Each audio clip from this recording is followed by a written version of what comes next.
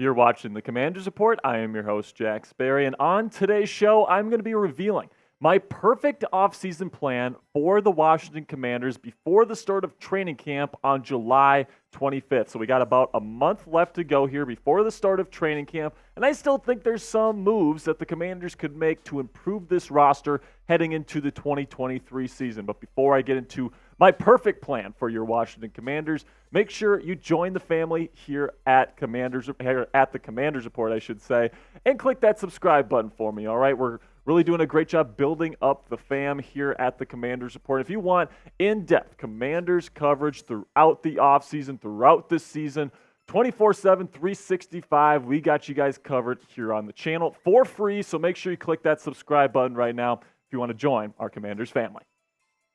All right, so now before we get into some of the moves that I'm going to be making here, first I want to kind of tell you guys how much the Commanders have in terms of overall cap space for the 2023 NFL season. And right now they have about $11.5 million available to use at their disposal, which is not insignificant, right? You have quite a bit there, almost $12 million in cap space to use. So I'm going to make a trade here to get things going, and this has been the move that I've been saying I want the Commanders to make for weeks now at this point, and that's to trade for tight end Zach Ertz from the Arizona Cardinals. And this is what the perfect trade scenario for me looks like. I think that Zach Ertz potentially wants to get out of Arizona because they're not trying to win right now. They're pretty much trying to rebuild right now. And I think Ertz, who's getting on the wrong side of 30 here, wants to go play for a team that could compete. I think that with Eric Bieniemy, knowing how to use tight ends, those sorts of things, I think that the Cardinals, with a rebuilding team trying to get more draft capital, hopefully they'd take a 7th-round pick in exchange for Zach Ertz. And if you end up trading for him, you're going to be taking on $8.755 million in 2023. And then since he still has 2 more years left on his contract, you'd be on the hook for $7.955 million in 2024. And Ertz likely doesn't want to play for a rebuilding team like Arizona. Like I said before, he's 32 years old, he's getting up there, and he's going to try to use these last years of his prime to try to compete for a ring and be a contributor to a championship team. And also the Commanders could seriously use a legit receiving threat at the tight end position. Logan Thomas, he's a former quarterback, and to be honest with you, he looks like a former quarterback playing the tight end position at times. He's definitely not super explosive as a route runner. He's fine. He can find the soft spots, I should say, against zone coverage, but he's definitely not the explosive type of talent that you look for. And there's some other guys in this room that you maybe kind of like a little bit. John Bates, Cole Turner. Hopefully one of those guys is able to kind of come into their own this year and have a good 2023 campaign. But man, I really do think that Zach Ertz is what Eric Bieniemy is looking for in terms of that true receiving threat. And because we're making a trade here and we're adding a player, we need to cut somebody. So I'm going to cut somebody from the same position group here. Tight end Brandon Allen, who they brought in a couple of weeks ago in NFL free agency. In 2022, he did not play. In 2021, he only had played in 1 game and didn't have any stats. So I don't think that the Commanders are really going to miss Brandon if they let him go, especially if they're bringing in a guy like Zach Ertz, who I think Eric Bieniemy would absolutely love to have on this offense. Back in Kansas City, they could run so much stuff with Travis Kelce there in the slot at tight end, really just devouring opposing defenses. And there's a lot of stuff in that Kansas City playbook that right now the Commanders definitely couldn't use because Logan Thomas just isn't a dynamic threat from that position. But Zach Ertz, although he is getting up there in age, I still think he's a very good player. He gets open a ton. He's a really good red zone threat as well, and he'd be a really nice safety blanket for Sam Howell heading into the 2023 season. So let me know what you guys think about this potential trade idea to go get Zach Ertz and make him a Commander here and make him come to the nation's capital and be that safety blanket for Sam Howell for a 7th-round pick. Would you make this trade if you are the GM, Martin Mayhew? Give me an A if you would accept it, or give me a D if you're going to decline. This is going to be the pinned comment on today's show, so here's what's going to happen. YouTube's going to throw you an ad break here in just a couple of seconds. Take advantage of that time by typing A for accept or D for decline.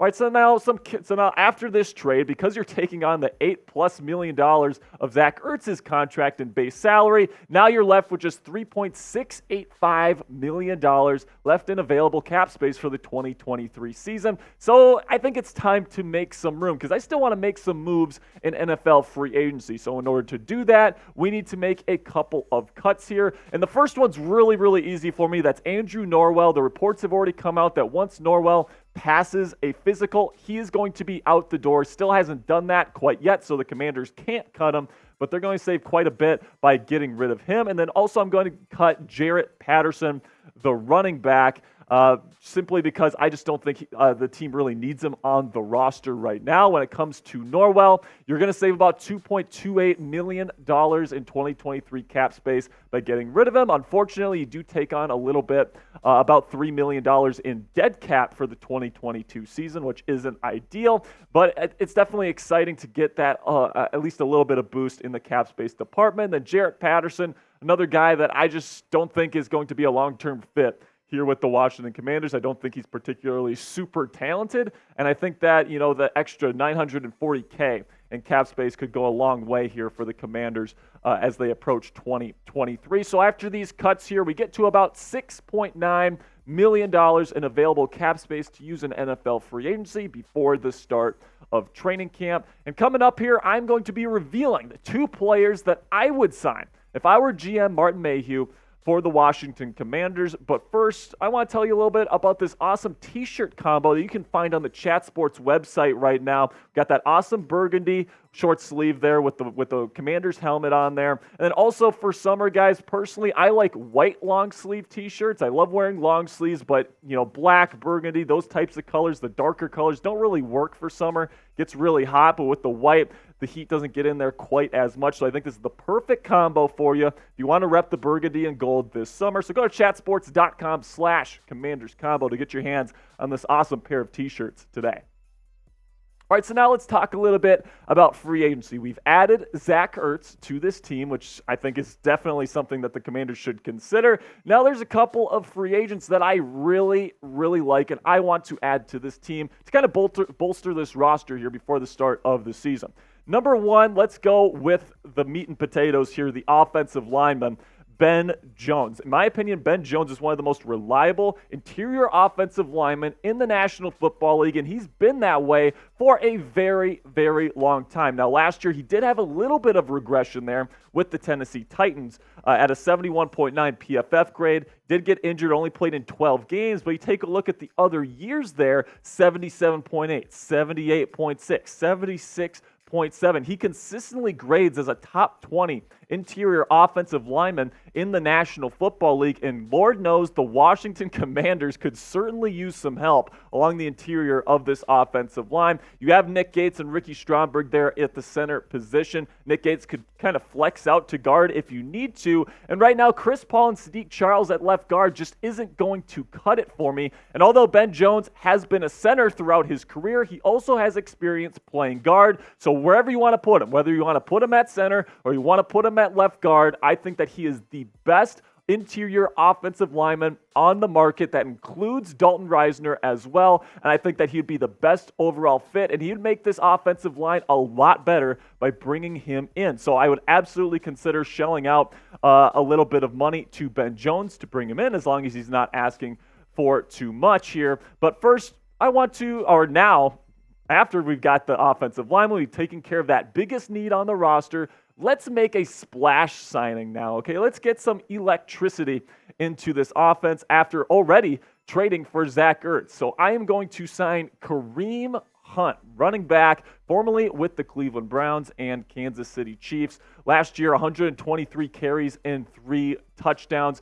Really, really explosive player over the last several years. He's been kind of reduced to a running back 2 role behind Nick Chubb there in the Cleveland Browns offense. But this guy can hit home runs, and there's not a whole lot of guys in this Commanders running back room that can do that right now. Antonio Gibson has the physical tools. He's got the dynamic explosiveness, but he doesn't have great vision. Brian Robinson's the other way around, where he's very disciplined. He's got great vision, but he doesn't have any elite traits to kind of make him him a home run hitter. Both guys kind of have their strengths and their weaknesses. Gibson is more of a receiving running back. Brian Robinson is more of just like a solid power back.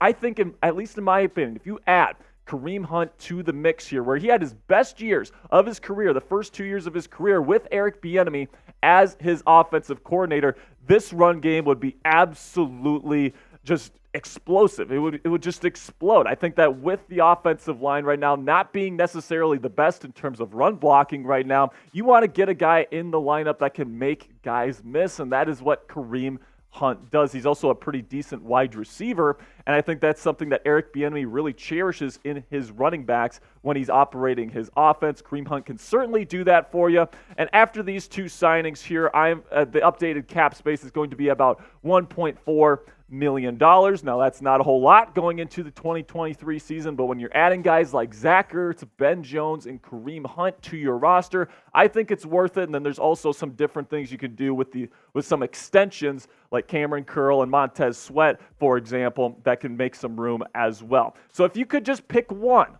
guy to pick up an NFL free agency, let me know which guy would it be. Would it be the interior offensive lineman, Ben Jones, type BJ if you want him, or do you want to go for the spice here? Do you want to go for the explosiveness? If you want to go with Kareem Hunt here and go with the sexy pick, go with KH down in the comment section.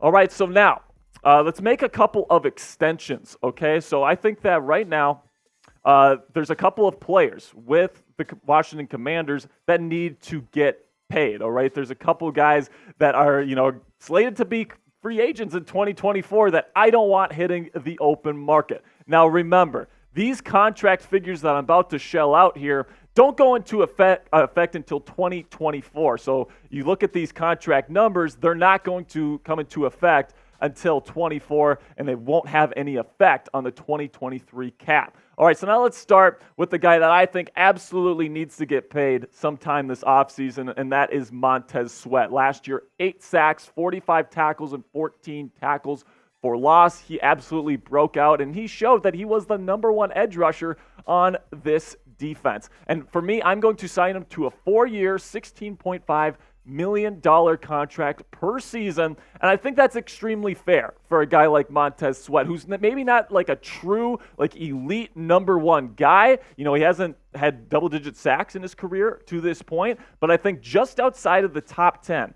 in annual dollar figures per year, I think is fair for a guy like Montez Sweat. I think you can really operate with a guy under a $16.5 million cap hit over the next couple of years. It doesn't completely choke you, and it gives you the opportunity to maybe make another extension this offseason, like with strong safety Kamren Curl. Now, Curl last year, according to Pro Football Focus grading, was the second highest graded safety in the National Football League. And in my opinion, he's one of the most underrated players, period, in the National Football League. Last year, 83 tackles, 6 tackles for loss, and 1 sack. He's really good in coverage. He's very tough. He's a really, really good run defender as well. One of the better balanced safeties in this league. And I'm going to give him a 4-year extension worth a certain amount of money here, and I think that it's absolutely worth being in this conversation. A $12.5 million, that'd be just outside the top 10. Okay, and I think that Kamren Curl is somebody that would definitely stay in the nation's capital for something along those lines there,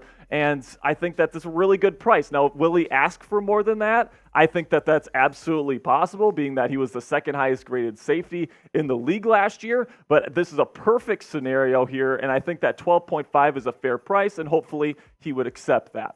All right, guys, that'll be it for today's show. Really do appreciate everybody stopping by and supporting the channel. Make sure you click that subscribe button and turn on your notifications so you never miss any of our Commanders content for free here on YouTube.